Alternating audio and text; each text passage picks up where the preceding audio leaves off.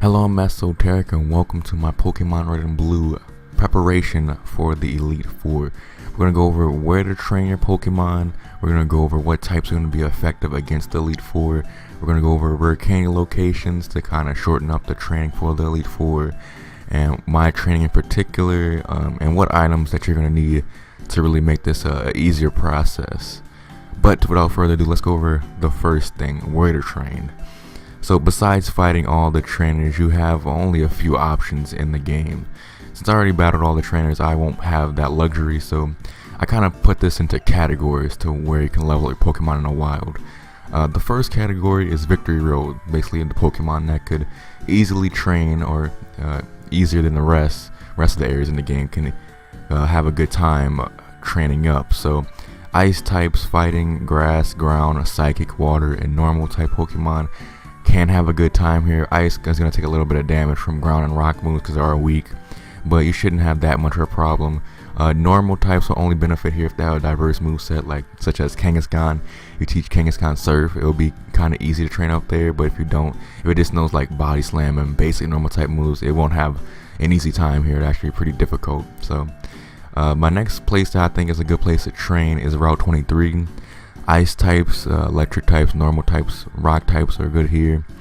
Ice types are only good on Route 23 if you're playing Pokemon Blue, because you encounter Fearow and Sandslash about 30% of the time, or 35% of the time. But if it's Pokemon Red, you can only fight Fearow. There is no Sandslash. You got Arbok instead, and that's not a super effective hit with an Ice Beam or something like that. Which it's not as good. It's 25% of the time you're gonna get an easy encounter like that. Rock, you might want to train rock types in Pokemon Mansion, but upon second thought, there's not very many powerful fire types, or just fire types period, in Pokemon Mansion. So the next place is Seafoam Islands. It's really only good for grounding of one type of Pokemon, or a Pokemon with electric type move. So electric types would be good here because there's a lot of water types, and they're kind of high level to mid high 30s, some lower 30s. So yeah, that's all it's good for. And the last classification I have is no defined spot. These are for bug types, dragon types, and flying types. And when I'm talking about these types, I'm more talking about the moves, not the Pokemon typing itself. So like if you have a dragon type like I do with Dragonair, it doesn't know any dragon moves, so this doesn't really fit in that category. It would fit in the electric type category because I taught it Thunderbolt. But anyways, I mean, there's not any dragon type moves to really talk about. So Dragon Rage only does 40 damage every time, so it doesn't really have any advantageous spot in the game to really train off of that. Bug types don't really have that many good moves, or really that many Pokemon to benefit. Like, how many times have you seen a Psychic type in the wild that wasn't an Abra? Exactly. And flying types have no defined spot because there's not strong grass types, I guess, but it's not like the only place where it would be really bad to train a flying type would be Victory Road because of rock types, so it can really do fine anywhere. But yeah, that's all the training spots I really thought were worth a damn. Some people might say Power Plant or various water routes, but nah, they're pretty shitty. But let's move on to the rare candy locations to kind of shorten up that training process. I'm gonna go through the game in kind of sequential order. I think I got most of these. There's I think 12 in total. I got 11 on my run through the game. So if you've been following me so far to a T, you got 11 and you missed only one. So, but the first place is Mount Moon on the first floor on the southeast corner, right next to the Super Nerd, east of the Super Nerd, to like the right next to the eastern wall. There you go. Cerulean City's next place is hidden in the backyard of that house where the guy's talking about the gym badges. On the top deck of the SSN, you go to the third room from the right. There will be a rare candy for you. In the Rocket Hideout on the third floor, or on the third underground floor, I should say, it's on the eastern wall of the Spinner Maze. In Pokemon Tower, go to the 6th floor and you'll see it on the south side of the room. In the Sylph Company building, go all the way to the 10th floor. In the bottom left, next to the other two items, you will see the third item will be a rare candy. On Route 17, this is the one I missed by the way. On Route 17, in the center of the patch of grass, it takes a little bit of finding a little bit of smashing A and wading through the gas. Make sure you put a rappel on, and you'll find a hidden rare candy right in the middle. In Fuchsia City, inside Safari Warden's house, if you push down the boulder to the left or right, you'll get a rare candy there. And in the Pokemon Mansion, there are actually 2 rare candies in the underground floors, and the first one is not hidden. It's in the north room in front of the 4 identical machines. There you go. And there's a hidden one that I've got as well. It's in the northwest room, in the corner of right next to the corner of the plants. Next one is in the power plant. It's just in the top right room. The other item over there, I think, is an electrode, so beware. And the last rare candy is in Victory Road. It's in the first room, and it's west of that first movable boulder, or that second movable boulder, I should say, in the northeast corner. Make sure you move correctly, or you have to leave the room and come back to get that rare candy. And that's all 12 rare candies. That'll help you out a little bit, and it did help me out a lot, actually, as we'll see getting towards the end of this video. But before we get into teams or types needed to really take down Elite Four, I want to go and mention the description. You can go find a link there in my description of all the TM locations if you're interested in diversifying your moveset any, or really preparing for the Elite Four in that way. Go down to the description. It'll bring it to cerebi.net and a list of all the TMs in Pokemon Red and Blue that you can go find. So go ahead on that. And the types needed to really take down the Elite Four, it comes down to these 7 types: Fighting, Fire, Electric, Water, Psychic, Ice, and Bug. You'll need moves, or at least one move from each of these types, in my opinion. And also, in my opinion, I've been looking at other sites as well, seeing what their ideal team would be. I read the Pokemon Fire Red, not Pokemon Red, Pokemon Fire Red and Leaf Green walkthrough books, and pretty much they didn't have the same team as me, but it's pretty much the same game in terms of Elite Four. So I look at that, and I've seen a different team almost every time. My ideal team, in my opinion, would be Hitmonlee, make sure it knows High Jump Kick; Charizard, make sure it knows Flamethrower; Jolteon, make sure it knows Thunderbolt and Pin Missile; Lapras, make sure it knows Ice Beam and Surf; Alakazam, make sure it knows Psychic. You notice I don't have a 6 Pokemon team. I think you don't need a 6 Pokemon. I guess you can make your 6 Pokemon like a wild card, whatever you really want it to be. But having those 5 Pokemon covers those 7 types, and they're really powerful, tanky, or fast. So I think that's a really good team, and you probably won't see that much trouble with it. So anyways, let's just move on to my training. Alright, I'm gonna show you my training methods, and it's really just method. I mean, there's only 2 ways I really train my Pokemon. The first of which I want to start off is by depositing Arcanine in the daycare. And actually, I forgot that I even have this Magikarp here. It's been here for pretty much the whole game, ever since we found the Pokemon daycare, and it's already leveled, well, grew by 24 levels. I think it's level 29 now, yeah, which it helps me a lot trying to get the Gyarados for the Pokédex later on. But anyways, I'm using the daycare to deposit John and level up John to level 55, and that's the level I'm gonna have my whole team at, is level 55 going in to the Elite Four. So it's not an easy task, especially when John's level 35. That's why I'm gonna keep it in the daycare as I'm training the other ones. And first off, I'm gonna train my Blastoise, and of course I'm gonna train it in Victory Road. It's a pretty easy place to train if you have a water type, but you notice I'm coming through Victory Road from the back because I didn't want to feel like doing the shrink puzzles again. But now on second thought, I think it might have been better to do it from the beginning, because if you do it like I'm doing, I'm on the 3rd floor, and you see like all the same strong Pokemon like Geodudes, the Gravelers, the Onixes, so on and so forth.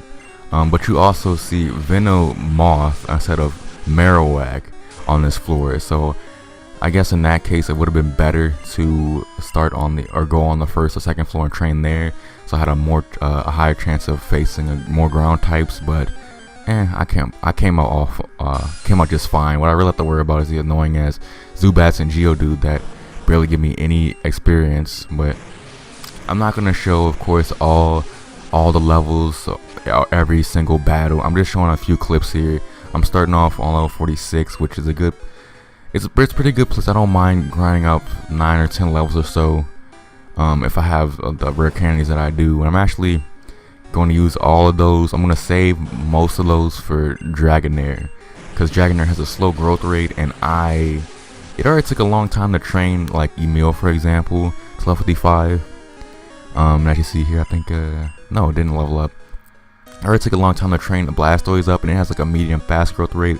It's gonna take a fucking forever to train Dragonair from 43 to 55 with a slow growth rate. So yeah, that's where the rare candies are going for the most part.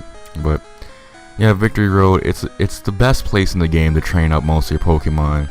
And I know I train most of my Pokemon up here, and it just sucks that there's occasional Zubat and Geodude. Like, if they didn't have those two, I would have done this considerably faster. But I'm gonna move on to when I about to level to 55 Geodude here.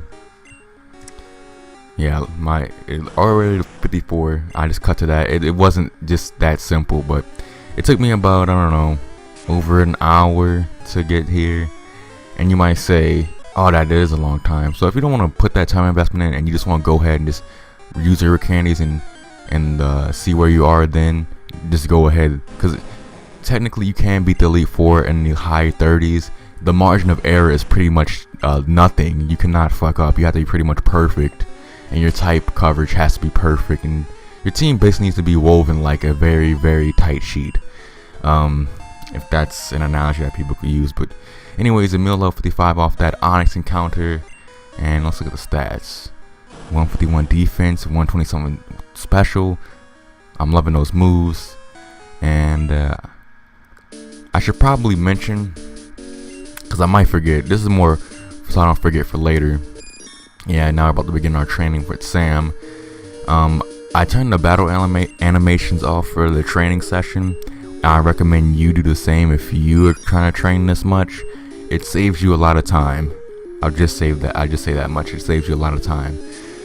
So the Geodudes and the Zubats are rather common, but since I gave Butterfree Mega Drain and Psychic, it's actually not, like, you would think it wouldn't be a good place to bring your bug type to Victory Road, but for Butterfree with this moveset, it's actually pretty good, because Mega Drain's quad effective against these ground rock types, Graveler, Onyx, Geodude, and Psychic is just gonna hit everyone in here pretty hard because they have low special. So yeah, it made it an easy process for these first two Pokemon. And Golbat, that gives you a good bit of experience, but they're pretty rare. And I guess if you do have low level Pokemon, like we're talking mid 30s, I do recommend putting the Repel on so you can get only the higher level Pokemon here. And you can just get rid of the Geodude and Zubat altogether. But once you get past level 41, 42, 43, the Repel strategy won't work anymore.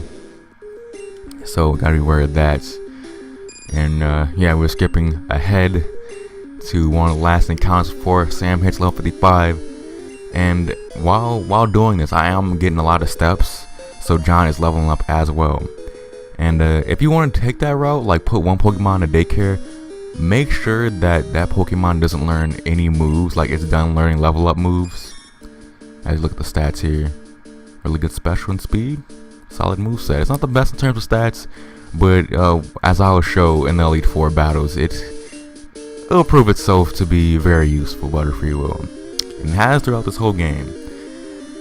Anyways, next Pokemon is Nova. It's already level 48, and since it knows Earthquake, it makes this place pretty much a breeze. It can hit all the ground rock types in here. It can hit Venomoth for super effective damage with the Rock Slide, and it can hit Zubat and Golbat with Rock Slide as well. So it's actually pretty easy to do this with Golem as well. And hello, Graveler. So yeah, we skip ahead though, because, you know, a lot of the same. And I think this last encounter, Venomoth go down, yeah, one hits a Rock Slide. I'm so looking forward to Nova just fucking wrecking shop in the Elite Four. It's gonna be so fun to use Golem. I love Golem so much. It's not gonna be useful like in the first one, but since there's like the second Elite Four member on, it's gonna fucking wreck. And I mean, you just look at the stats, look at the moves. It's just fantastic. Such high attack and such high defense. It's fantastic. But let's see here. We're gonna go back to John now and go back to my fourth Pokemon, John. And basically, any levels I didn't get, I'm gonna finish it off. Like take all the steps I need to level up John to level 55 by going on Cycling Road. Since it pulls you down rather fast, you can use this to get a lot of steps. I think if you take one trip down from the top of Cycling Road to the bottom, it's I want to say 500 or 600. I didn't count, but it might be 500 or 600 XP because every step you take is 1 experience point. But it took me a long time to do that, probably longer than it would take to train conventionally. But I couldn't train in Victory Road, so his fire type and only knows Fire Blast and Ember and bullshit moves. But I went back and I checked every once so often, and this time when I checked, I saw it had 6 levels gained from where it was, because I did take it out once, and now it is level 55. And since it didn't have any more level up moves, I didn't have to worry about Fire Blast getting replaced with some shit move, which you have to worry about if you have any other Pokemon that doesn't evolve by stones. Because usually the stone evolutions, they stop learning moves, like Wigglytuff, Clefairy, obviously Arcanine, and Ninetales. They stop learning moves after they evolve. So, but the Eevees, they do learn moves after they evolve. So beware of that. I'll look that up. But we're moving on to our 5th Pokemon, Adam, the Hitmonlee. And his stats, his attack is already fantastic. And I didn't leave in the Pokemon learning moves. I think the only Pokemon that learned a move, I don't think anyone learned a move actually, now I think of it. But Adam is going to learn High Jump Kick, I think at level 48, which is just a powerful version of Jump Kick. And it's 90%, I think it's 90% accurate, not 110 power, something like that. It's a really good fighting type move, and really, it's really gonna come in vital for these Elite Four battles. And I didn't even make my team for the Elite Four. I made my team more like I contoured them to the gym / I want to pick obscure Pokemon, and I did that. I feel like I accomplished that to some extent, while also making a very, very good team for the Elite Four, which was unintentional, but hey, it worked out. And like, take down that Golbats. I think another Pokemon will do the trick and bring Adam up to level 55. And yeah, I know I'm not showing that many diverse training spots, but again, since there is no way to rematch trainers in this game, which they did bring that into 2nd generation to some extent, even though it's kind of lousy there. But Adam level 55, look at those stats: 160 attack, 121 speed. It's very, very good. And as you see, High Jump Kick has 20 PP, so you don't have to worry about having a powerful move like the rest of the powerful moves like Hydro Pump and Thunder only have 5 PP. High Jump Kick is pretty much just as powerful and still has 20 PP. But here is Dragonair, and it's going to be simple, folks. I'm going to use well, before I get to that, actually, I'm going to level up Dragonair one more time, level 44, so I can use my 11 rare candies, because I recorded this before I recorded getting those rare candies, or getting that 1 rare candy. So yeah, I only have 11 right now. I'm gonna level Dragonair up all the way to level 55 with all the rare candies I've collected. So it's actually pretty. Oh, Dragon Rage, what a shitty move. I'm not teaching it Dragon Rage. Does 40 fixed damage no matter what, all the time. Doesn't matter. I don't know what they were thinking with Dragon type. Like, it's such a horrible type in terms of power and moves. It's great in terms of resistances, but offensively it's just non-existent. It's just nothing's there. But it actually feels pretty rewarding, like I was saying, to use rare candies before the final battles, because like I got all the way here, I scratched and clawed all the way here, and I can finally use these goddamn hurricanes I've been collecting throughout the whole game, and I can just get such a power boost right before the final battles, and I just saves you so much time. If you don't save your hurricanes to the end, I recommend you do so. Like, it just makes so much sense. Anyways, Capri Sun level 55 here. Shine Alert Hyper Beam. It's a very powerful. I think it has 150 base power, but after it's a normal type move, and after you hit it, you gotta take a turn off to recharge your power. And Capri Sun is evolving.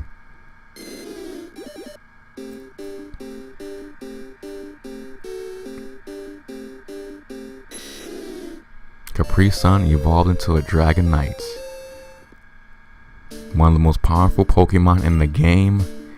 And this is just fantastic. 178 attack, 134 defense, 120 speed, 141 special. It's just, compared to the rest of my team and compared to all the Pokemon we're going up against, those stats are just fantastic. It is the first pseudo legendary in the Pokemon series, and I felt like I would be missing out on a big opportunity if I did not catch it.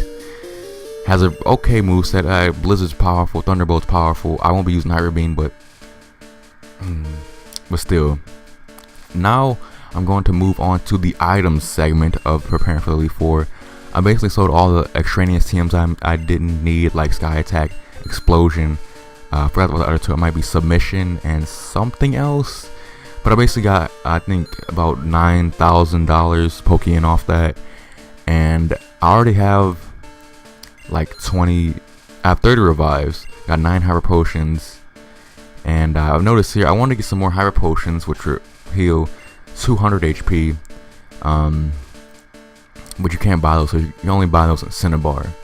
But I recommend you buy at least 30 revives. You can buy whatever HP revitalization you want. Like, you can go buy a bunch of lemonades if you want to. But I just want to get Hyper Potion just to be safe. And I already have a lot of healing items. I have a couple full restores, a couple max potions. And I don't think I need more revives more than I need healing items, but I still wanted to get some, so I came to Cinnabar, and I think I got me a few. I got me 6, I believe. Let's see. Yeah, 6. So cool. And I got 15 in total, and that's a little bit on the lower end. I still recommend you get more. But you know, that's a good amount. That might come back to bite me, but I do have ample revives. But the 3 items I can really stress for you to buy is revives, HP restoration of any sort, and full heals. I wouldn't, like, in terms of HP restoration, the only one I wouldn't get, I mean, obviously I wouldn't get a potion or a super potion, but I wouldn't get full restores because it's 500 more than the max potion. I mean, if you want to get that, if you don't need a max potion, you might as well get a full restore. But in my opinion, I get the Hyper Potion and a full heal, because what Pokemon that you have really has that much HP where the Max Potion will be such an upgrade over the Hyper Potion? I don't know. But anyways, that's the items I have right there, and I'm gonna use this one last for candy on John. But yeah, we're pretty much done here. That is my preparation for the Elite Four. I hope this episode was very helpful to you to prepare for this Elite Four battles. I hope you appreciate it. If you do, leave a like. If you think anyone else might appreciate this, go ahead and share it on Facebook, Twitter, whatever.